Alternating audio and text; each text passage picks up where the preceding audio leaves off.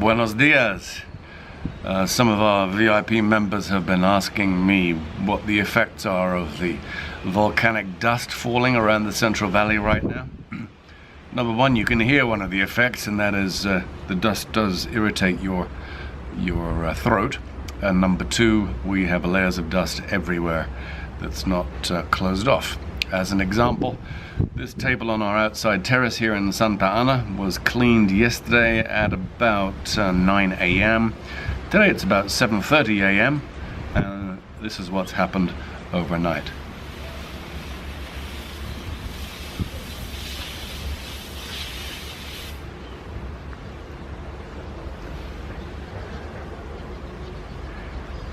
I'm hoping you can see it. I'm trying to get it in focus, but yeah, this is very fine volcanic dust that gets everywhere.